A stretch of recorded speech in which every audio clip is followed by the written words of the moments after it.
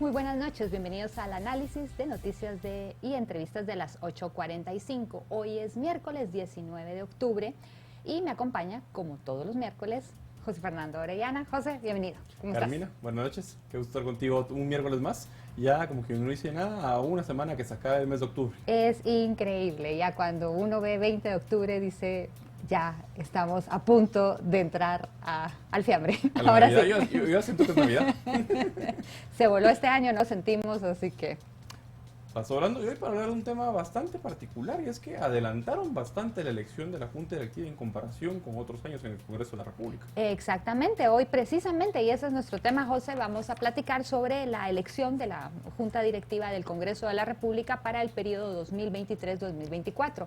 Esta se eligió con 115 votos a favor, se dio la reelección de la presidenta Shirley Rivera y el resto de la Junta Directiva ha quedado integrada por Boris España, Sergio Arana, Herbert Bernal Padilla, Maynor Mejía, Marvin Alvarado, Douglas Rivero, Aníbal Rojas y Leopoldo Salazar. Así que esta noche vamos a platicar sobre qué pasó en la elección, cuál ha sido el desempeño del Congreso de la República durante pues, este periodo, qué podemos esperar de la próxima legislatura en año electoral. Y pues para analizar este tema nos acompaña el licenciado Luis Miguel Reyes, director del área social de la Fundación Libertad y Desarrollo, y el licenciado Laureano López, analista político y abogado. A ambos le damos la más cordial bienvenida.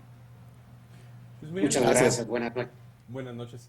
Para empezar contigo, Luis Miguel, ¿qué opinión te merece la conformación de la Junta Directiva que por un año más, por cuarto año consecutivo, logra tener el control de la presidencia el organismo ejecutivo, particularmente el partido oficial? Bueno, gracias José Fernando. Hola Carmina, ¿qué tal licenciado? Bueno, creo que sí hay algunos elementos interesantes en la conformación de la nueva Junta Directiva, particularmente de cara al proceso electoral del próximo año.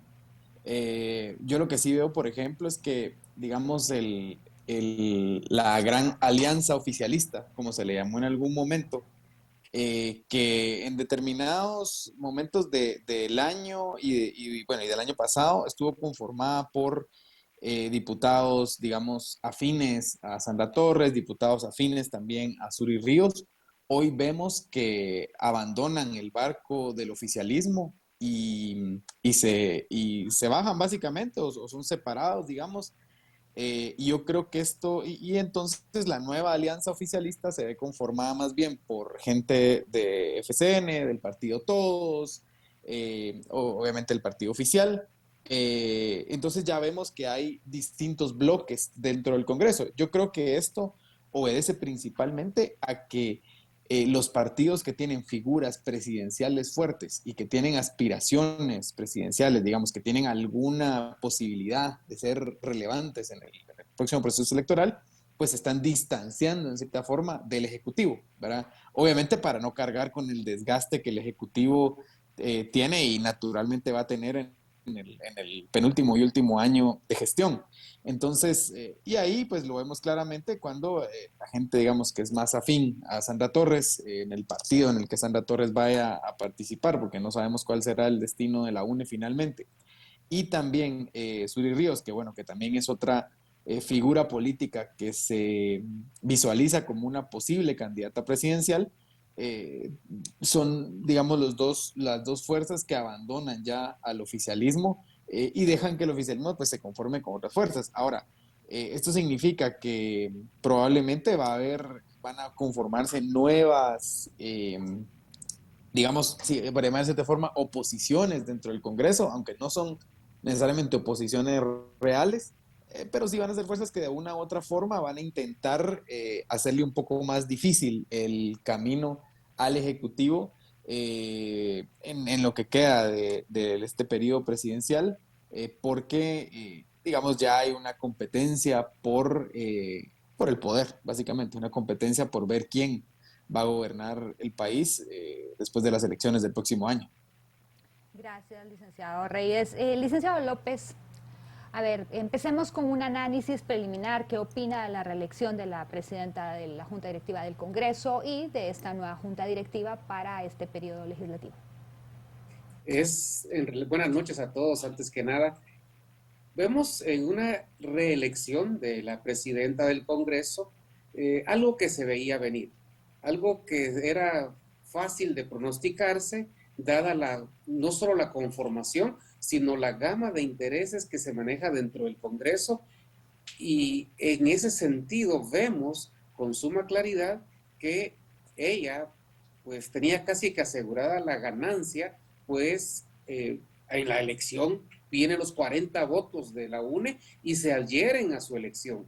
Esto quiere decir de que había una componente previa y la planilla presentada por el grupo opositor obtuvo tan pocos votos que casi que nació muerta. Y casi que nació muerta porque no hay la suficiente convicción de cambiar el rumbo del país en ningún sentido, sino que se pretende algo que es admirable y hay que reconocerlo, aunque muchas veces no sea tan positivo, pero algo que tiene este grupo de gobierno actualmente es que ha logrado cohesionar a varios partidos con los mismos intereses, los mismos objetivos, y han estado trabajando de una forma tan graníticamente unida que no es que debería sorprendernos, pero sí nos sorprende ver de que han extendido sus brazos a los tres organismos del Estado y es el mismo grupo que va hacia adelante y que pretende, y vemos con claridad, de que su visión es retener el poder en las próximas elecciones.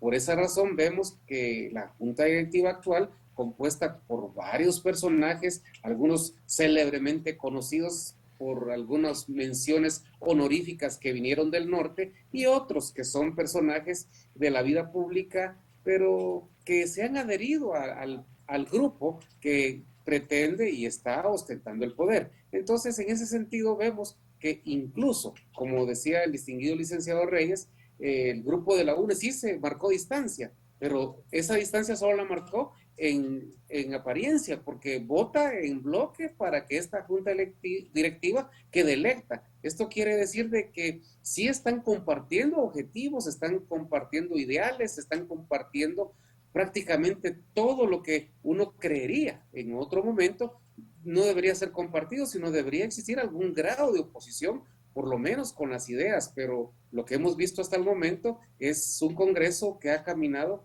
unido, son pocas las voces disidentes y no son escuchadas, no tienen el peso suficiente. Al final tenemos una junta directiva electa que se veía venir y si pudieran hacerlo en el año siguiente, lo harían también.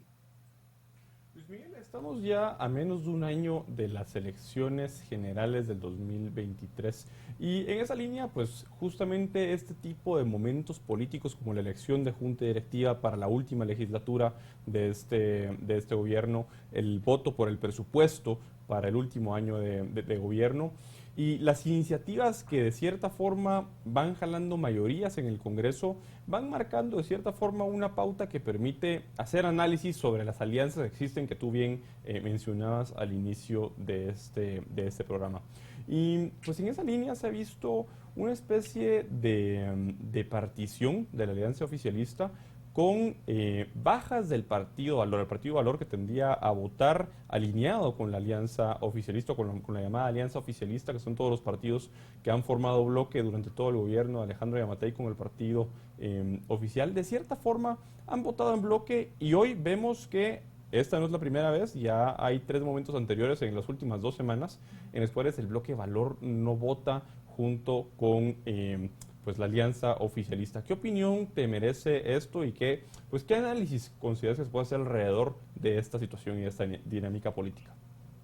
Sí, yo creo que es claro, un poco diciéndolo, repitiéndolo de otra forma lo que estaba diciendo al inicio, que digamos, yo tal vez no estoy tan de acuerdo con el licenciado cuando dice que este pacto es granítico, ¿verdad? O que esta alianza que tiene el oficialismo con los otros partidos es granítico.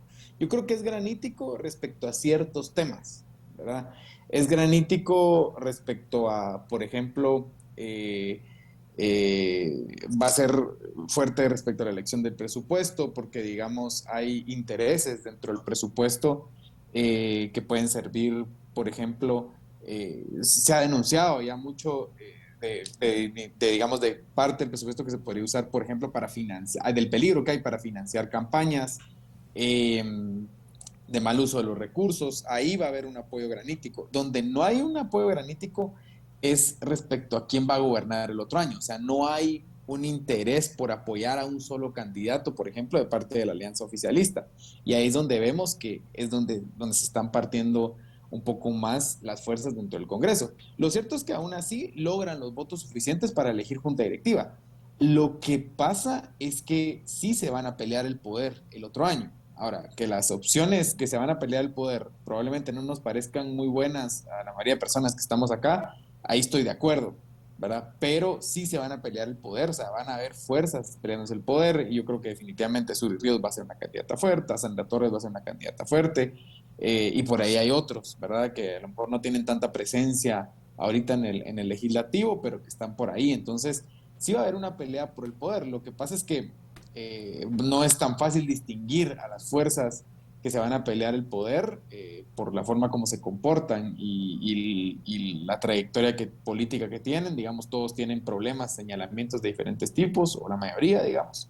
Pero sí va a haber una pelea por el poder, y eso es lo que estamos viendo ahorita. Digamos, por eso es que no les interesa necesariamente estar en la junta directiva del Congreso, aunque algunos voten, digamos, a favor de la junta directiva, no les interesa tener participación directa, ¿verdad?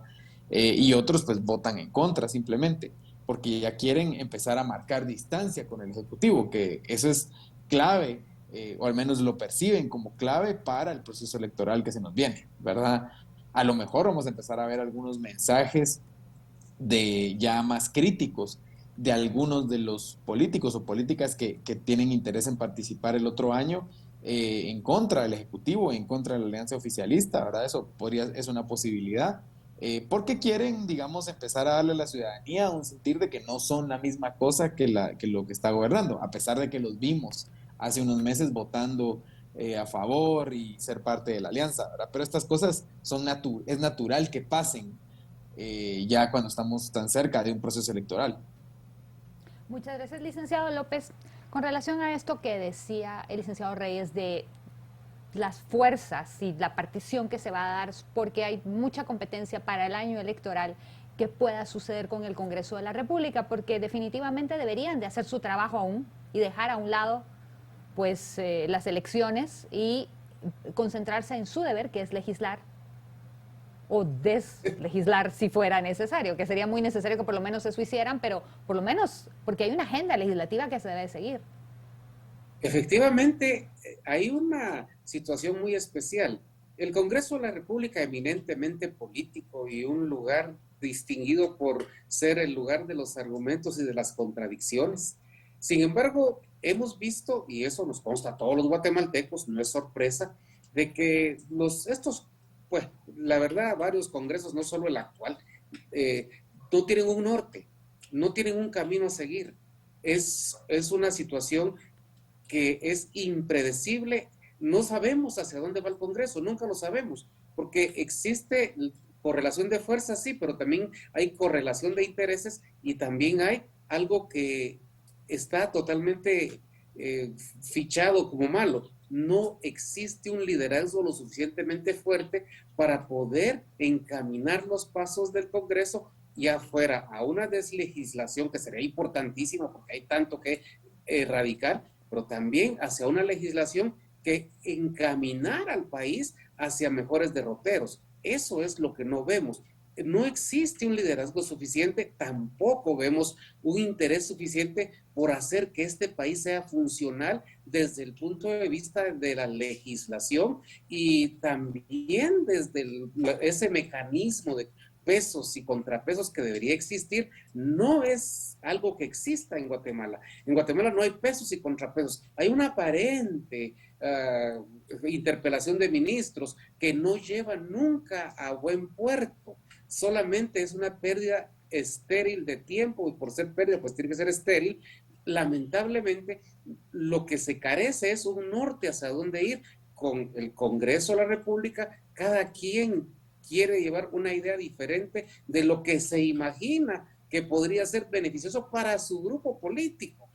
Pero el país está relegado a un quinto o décimo lugar. No es la visión principal de los congresistas, edificar un andamiaje para conducir al país hacia mejores rumbos, hacia mejores nortes. Solamente vemos intereses partidarios, que son los que se satisfacen lamentablemente. Y así las cosas, vamos a ver que el otro año un Congreso con más de lo mismo, con desgaste evidentemente en cuanto a ese periodo electorero que vamos a tener, que no es ni siquiera un periodo de elecciones, sino es un periodo electorero un tanto que no se puede decir que hemos alcanzado un ejercicio democrático. Pues nos queda totalmente a todos los guatemaltecos ese mal sabor de boca del algoritmo, y creemos que por la forma que se han estado conduciendo las cosas, podría darse otro algoritmo en el camino. Pues afortunadamente de momento se votó el proceso aquel de comprar la situación informática a un solo oferente de una forma bastante sospechosa. Sin embargo, es necesario que los guatemaltecos abramos los ojos y exijamos a ese Congreso que empiece a buscar un norte, porque no podemos seguir dando palos de ciego, legislando de forma tan diversa para llegar a ningún lugar. Pues Miguel, para este último periodo, más bien para este último mes del periodo ordinario de sesiones que termina el 30 de noviembre, queda una última decisión, una última votación clave, que es la votación por el presupuesto. ¿Consideras que existe alguna especie de vínculo, de correlación que pudiera determinar el destino del proyecto de presupuesto para el año 2023 a partir de lo que vimos hoy con la votación y elección de la Junta Directiva para el año 2023? Ahora pregunta partiendo de que hace unas semanas teníamos con Carmina justamente al exministro ahora de Finanzas, Álvaro González Richie, que pues está bastante seguro de que el presupuesto se iba a aprobar. Y a como se han ido dando las alianzas, pues pareciera ser incluso que el presupuesto va a ser la moneda de cambio o la moneda de negociación con base en la cual se llegó al acuerdo por elegir a la actual junta directiva. ¿Cuál es tu opinión al respecto? Sí, yo creo que no hay duda en que el presupuesto se va a aprobar, lo van a ver.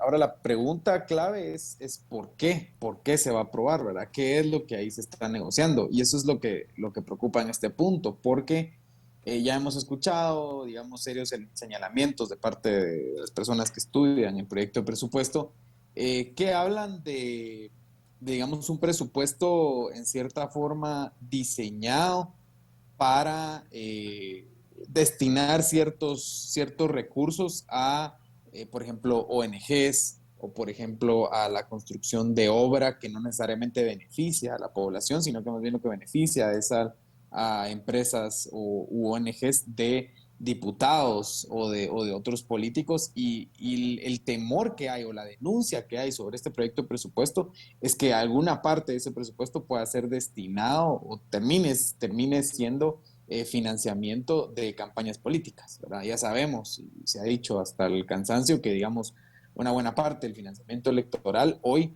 viene de la corrupción y del dinero que se extrae del Estado, otra parte viene del crimen organizado y luego una parte muy, muy pequeña viene ya de sectores legítimos que puedan aportar a un partido político. Entonces, digamos, eso cada vez es mayor, y el temor que existe, porque esa ha sido la voz de alerta que, como decía, han levantado las personas que estudian estos temas, de algunos diputados también, es que este presupuesto pues sea un poco más de eso. Entonces, en ese sentido, es normal que, como decías, José Fernando, sea la moneda de cambio, el presupuesto, ¿verdad? O sea, que digamos, se apruebe el presupuesto, pero que con esa aprobación vayan compromisos para digamos, financiar campañas de múltiples políticos en múltiples regiones del país, ¿verdad? Ese es, creo yo, el temor, y es la denuncia que se ha hecho y que han hecho diferentes actores. Eh, entonces, en ese sentido, pues sí, definitivamente creo que el presupuesto se va a aprobar. Esa es la última acción que el Congreso va a hacer este año, definitivamente. Estaba también la amenaza de aprobar una reforma a la ley de contrataciones, aunque afortunadamente parece que eso se cayó en el camino, porque también levantó muchas dudas y denuncias de parte de organizaciones de sociedad civil, que, digamos, veían en esa reforma una amenaza a la transparencia aunque sabemos que la actual ley electoral tiene muchos problemas, pero digamos no veían en esta reforma una solución a esos problemas que se señalan de la ley electoral actual, perdón, de la ley de contrataciones actual. Entonces, sí, bueno, regresando al tema, pues sí, yo creo que el presupuesto se va a aprobar y eso no necesariamente es buena noticia en este momento, particularmente con las necesidades que tenemos, porque estamos viendo bueno, que la temporada lluviosa dejó un país bastante complicado, estamos en medio de una crisis económica con una inflación bastante alta, entonces, digamos, hay espacios donde se podría usar inversión de ese presupuesto, por ejemplo, temas de nutrición, temas de educación, de salud, que podría ser bien aprovechado. Sin embargo, creo que se van a priorizar otras cosas que no necesariamente pues ayudan a aliviar la situación de la población.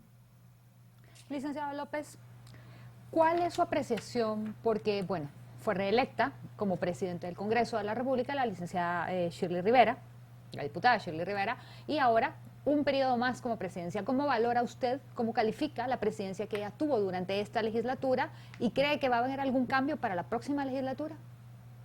En cuanto a, podríamos verlo con una bola de cristal si hubiera algún cambio para la próxima, pero sí podemos ver lo que sucedió en esta legislatura, en este año 2022, en el cual podemos apreciar y creemos que algo puede cambiar, pero lo que va a cambiar no va a ser la esencia de las cosas, va a cambiar el maquillaje de las cosas. Lamentablemente vemos un Congreso que en este año se recetó 3,000 y pico de millones de quetzales para reconstrucción de la red vial y los que salimos a carretera todo el tiempo nos damos cuenta que esa reconstrucción es prácticamente inexistente, es demasiado lento el proceso si es que algún día va a llegar a darse.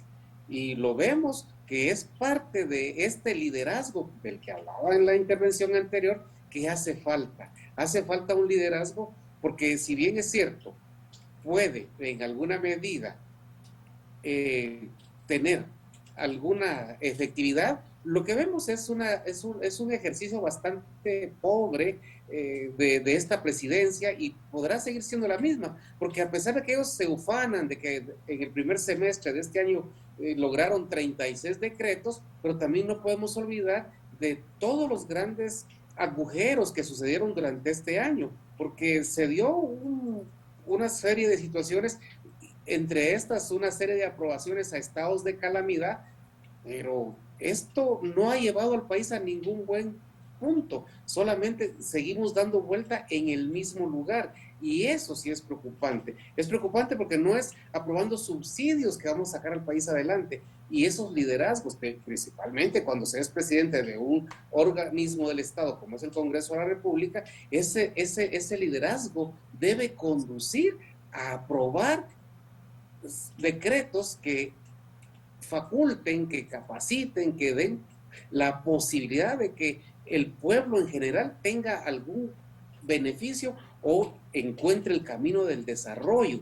Y eso es lo que no estamos viendo. No vemos, tenemos un país que se sumerge, se hunde abajo de la línea de la pobreza y eso no es posible si el Congreso no dota de herramientas suficientes legales para ya dar el salto a una recuperación en alguna medida. Y ese es lamentablemente lo que vemos venir, un presupuesto que va a venir, que ya se habló de que tiene un porcentaje tan alto solo para funcionamiento, un porcentaje demasiado alto para pago de deuda. Y entonces, ¿cuándo vamos a ponerle atención al país y cuándo va a venir el liderazgo del Congreso a recoger todos estos desmanes y proponer cosas que efectivamente saquen de la miseria y del desastre en el que actualmente estamos sumidos, porque este es un país que está cada día dando un paso más cerca al precipicio, si no es que ya dimos el salto. Justamente mencionabas un tema de cómo los diferentes partidos que han formado parte de alianzas a través del tiempo van marcando su distancia. Hacíamos análisis concreto a raíz de los votos, pero justamente pues hace un par de horas en la página oficial de Twitter de la bancada Valor, publicaban, pues hacían una publicación en la cual mencionaban que el diputado Leopoldo Salazar Samayoa había sido declarado non grato por votar en conjunto con el Ejecutivo y por su cercanía con el organismo ejecutivo. Y mientras eso está pasando, por un lado, un tema que quizá no hemos profundizado mucho es en esa alianza bastante visible que bien mencionaban ambos al inicio, en sus intervenciones iniciales, de esos votos considerables, mayores a 30 en varias votaciones, ya 3 votaciones de pues, iniciativas o proyectos clave, como lo fue la ley de dignificación de los veteranos militares, por otro lado el estado de calamidad que recién se acaba de aprobar y pues ahora la elección de la Junta Directiva del Congreso. Y es el apoyo que la Unión Nacional de la Esperanza, de la pues, sección fiel a Sandra Torres, le ha dado a todas estas iniciativas del organismo ejecutivo, particularmente del partido Vamos.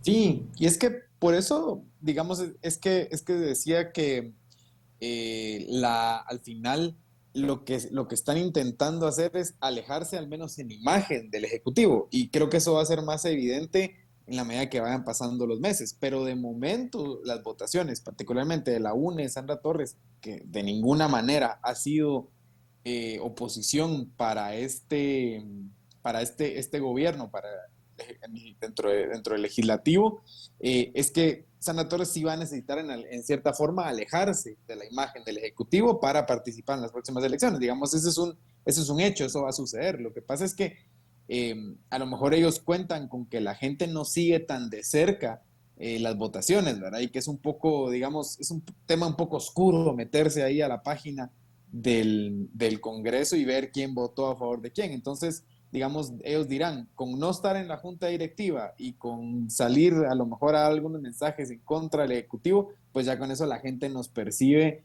como que estamos alejados de esto, a pesar de que los votos vayan a favor del Ejecutivo en muchas de las cosas. O sea, esa es un poco la trampa y es un poco lo que el ciudadano debería intentar ver también, ¿verdad? Lo que pasa es que como decía, es algo complicado encontrar esta información. Digamos, a lo mejor solo las personas que estudian o que siguen de cerca el tema del legislativo y cómo votan los diputados, pues se meten a estos temas, de algunos medios de comunicación que lo rescatan y sí, pero no es algo, digamos, que se maneje de forma muy popular o que sea de conocimiento popular. Ahora, el tema es, yo, digamos, no veo el otro año un legislativo muy activo. Lo que hemos visto en estos últimos meses, bueno, desde la pandemia, porque hemos estado en esta lógica de la pandemia, es que los estados de excepción, los estados de calamidad, han sido casi que la norma de este ejecutivo y han sido pues apoyados por el legislativo, que es quien los aprueba al final de cuentas.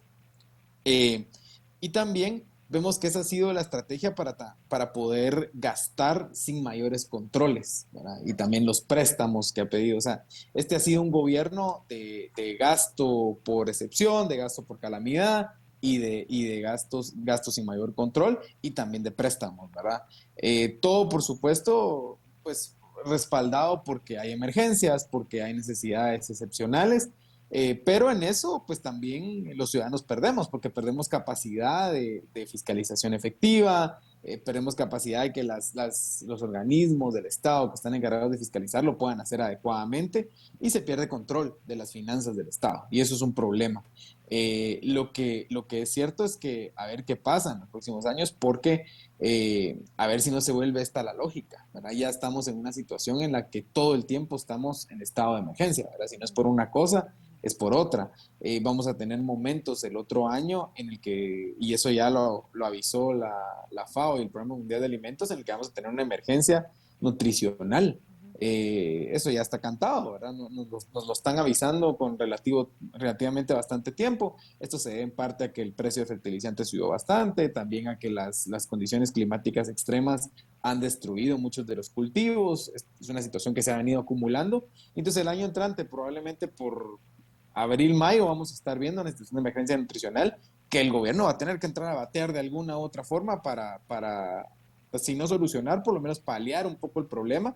Y ahí va a haber necesidad de recursos, porque digamos no es algo que se está pensando, no es que se está previendo, ¿verdad? está contemplado dentro del presupuesto algo para atender ese tipo de emergencias. Entonces ahí es donde va a haber otra vez necesidad de recurrir a fondos de emergencia, no sé, tal vez a través de préstamos o como sean. El problema es que pareciera que ya estamos en una lógica de emergencia tras emergencia tras emergencia. Claro, este gobierno vivió la situación excepcional de la pandemia, de la crisis económica, pero ya el tema de las tormentas ya es un tema recurrente, o sea, pasa cada cierto tiempo.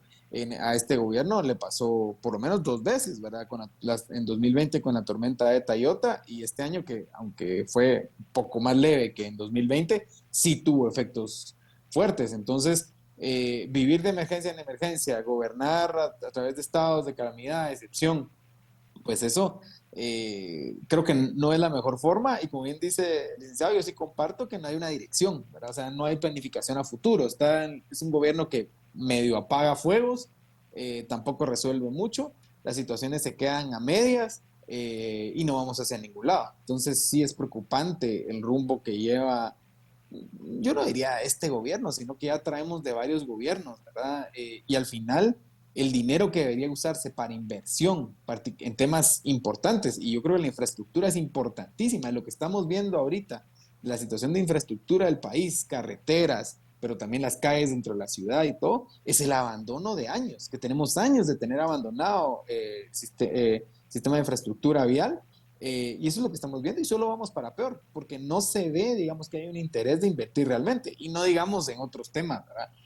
Cómo estará la situación de las escuelas después de la pandemia y que los niños pasaron casi 2 años fuera de las escuelas. Ese es un tiempo que no se va a recuperar y tampoco se ve un esfuerzo muy fuerte del Ministerio de Educación por recuperarlo. Entonces yo creo que sí hay temas en donde debería haber inversión focalizada, que es clave para menos mantenernos a flote y no bajar nuestros indicadores de desarrollo, y nos está haciendo. Entonces, pues sin mayor dirección, sin planificación y solo medio apagando fuegos, pues no vamos para ningún lado. Y luego, pues obviamente el tema de la falta de transparencia y la corrupción, que es otro tema que preocupa y que también nos tiene hundidos en este problema.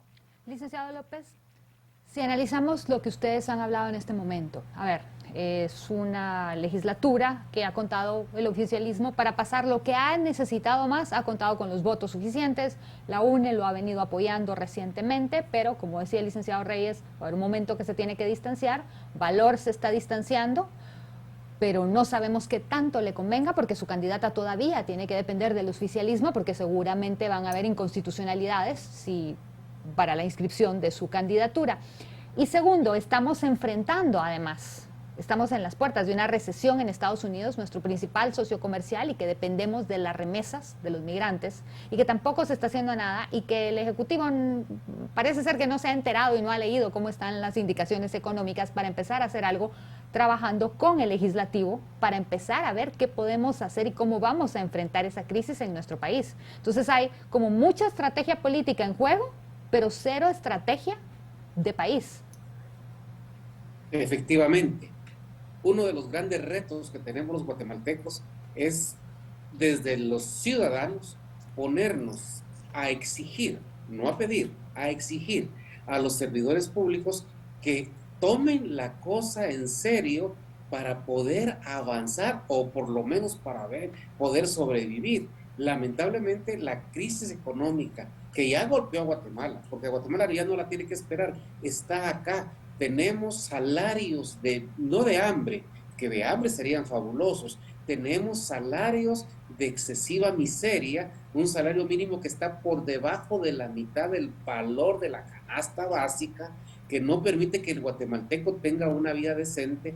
Vivimos un país sumamente perdido en el espacio, desorientado, y nosotros como ciudadanos estamos también jugando el juego al dejar pasar, estamos siendo indolentes, indiferentes, sin darnos cuenta que este vehículo que se llama Guatemala va enfilado directamente a estrellarse contra un muro que no vamos a poder vencer, no vamos a poder romper, y ese muro se llama crisis económica, crisis política, porque se va a dar la crisis política, se va a dar la crisis económica, se va a dar la situación que es impredecible, la crisis del medio ambiente, porque lo que estamos viviendo en estos días lo que pasó con Julia, lo que pasó con Yeta, lo que pasó con Yota.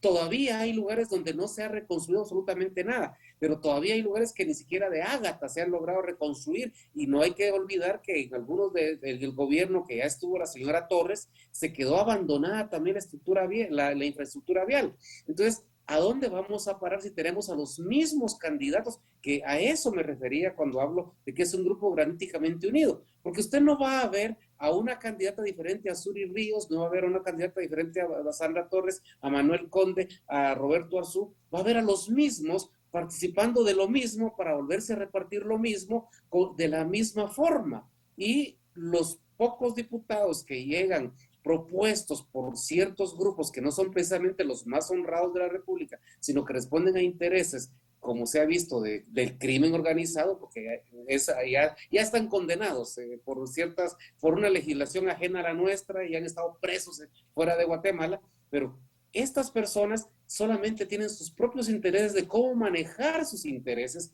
No tenemos absolutamente la esperanza de ver en esta elección que se aproxima candidatos a diputados diferentes. No van a ver los mismos una vez más. Por eso no va a cambiar mayor cosa. Vamos a seguir caminando hacia el desastre, y no vamos a ver candidatos a la presidencia con visión de país y con entendimiento de desarrollo. Solo vemos gente que tiene deudas políticas, gente que busca hacer árganas para salir millonarios de lo que ya son y de lo que han sido pasando por la cosa pública. No vamos a ver en esta Guatemala un candidato que pueda representar una esperanza y que pueda tener visión de país, que entienda que es desarrollo, y que por supuesto sepa y quiera dirigir un país que está cayéndose a pedazos. Ese es el gran reto que hay que superar. Pero si nosotros los ciudadanos no podemos de nuestra parte, nosotros que tenemos el mando y el palo, no hacemos lo que tenemos que hacer, no esperemos de los que ya se acomodaron en el ámbito político a que hagan algo por nosotros. Eso no va a suceder. Lamentablemente, las mismas caras, con las mismas gentes, con las mismas mañas, los mismos resultados. Miguel, ya estamos por a unos cuantos minutos de terminar, pero brevemente creo que todo ese programa ha sido más que un análisis únicamente de quiénes son los que integran la Junta Directiva, un análisis del panorama político de lo que le espera al país. Y estando pues ya a las puertas del inicio del año electoral, hay un tema fundamental que pues está ahí viendo a ver si pasa, y es las reformas a la ley electoral y de partidos políticos. Con el panorama político, como lo hemos planteado, y ese análisis que se ha hecho de la integración y de las fuerzas en el organismo legislativo, ¿qué esperanzas crees que existen respecto de una posible reforma a la ley electoral y de partidos políticos en este último sprint antes de que se declare abierto el proceso electoral? Yo creería que cero, José. O sea, ya eso se desinfló completamente. Vimos que dentro de la misma comisión de asuntos electorales habían ya varias voces que, digamos, se pronunciaban en contra de la única propuesta de reforma que había. No creo que haya un interés de modificarlo. Creo que el sistema político actual se siente cómodo con la reforma que tienen. Digamos, ya un poco la cosa es que los que digamos, ya los que van a ser candidatos tienen niveles de conocimiento suficientes, no les interesa tampoco que hayan nuevos candidatos que puedan subir mucho. Entonces, yo creo que nos vamos al año electoral con la ley electoral que tenemos, con la reforma 2016, que lo sabemos, ¿verdad? Fue bastante desafortunada, que tiene bastantes problemas, que digamos, eh, pues habría muchas reformas que hacerle, pero no creo que eso vaya a cambiar en los meses, en los pocos meses que quedan o el poco tiempo que queda. Eso, por supuesto, nos hace entrar a un proceso electoral complejo, porque yo no sé, pero me es difícil pensar que en la situación en la que está el país, la situación económica en la que está el país, en la situación económica de las familias guatemaltecas, en la desesperación que generan muchas cosas, como por ejemplo la situación de las carreteras, la situación de los servicios públicos, eh, digamos, la falta de respuesta de parte del gobierno, vamos a entrar a un proceso electoral normal. O sea, yo no sé cómo va a reaccionar el pueblo guatemalteco, pero creo que sí hay bastante desesperanza o bastante interés o bastante rechazo al sistema político actual. Y eso, pues, lo que nos da es incertidumbre respecto a lo que vaya a pasar el otro año en el proceso electoral. Ya hoy vimos, por ejemplo, que Sid Gallup presenta una gráfica que es parte de un estudio de opinión que hicieron, y Guatemala es el país donde más se habla de la corrupción como uno de los problemas que más preocupa. Y Sid Gallup también en febrero había sacado otro dato en donde decía que por primera vez el tema de corrupción era uno de los temas que más preocupaba a los guatemaltecos cuando se habla de cuáles son los principales problemas del país. ¿Verdad? Esto es algo que antes no era así. La gente siempre se refería a temas económicos y otros cuando hablaba de cuáles eran los principales problemas del país, o inseguridad, por ejemplo. Esos son los Licenciado temas que Reyes, hemos clásicamente eran llegado más importantes. desgraciadamente al final del programa, se nos ha acabado el tiempo porque de verdad que podríamos seguir discutiendo esto con ustedes, creo que es un tema que requiere mucho análisis. Les damos las gracias de haber estado con nosotros esta noche al licenciado Luis Miguel Reyes de la Fundación Libertad y Desarrollo y al licenciado Laureano López, que es analista político y abogado. Muchísimas gracias por habernos acompañado. José. Gracias. Muchísimas gracias. Es un tema que da para mucho análisis porque va a ser un año, creo yo, a nivel de Congreso, bastante que no va a pasar nada. O sea, perdido. Un año perdido más. Así es, ya estamos a las puertas de ese año y cuando menos sintamos ya vamos a estar en las elecciones generales. Exactamente, y es lo único que va a importar. Y como bien vimos, los mismos analistas solamente se dan cuenta que lo que les interesa es el tema de análisis. Pero bueno, a ustedes muchas gracias por habernos acompañado.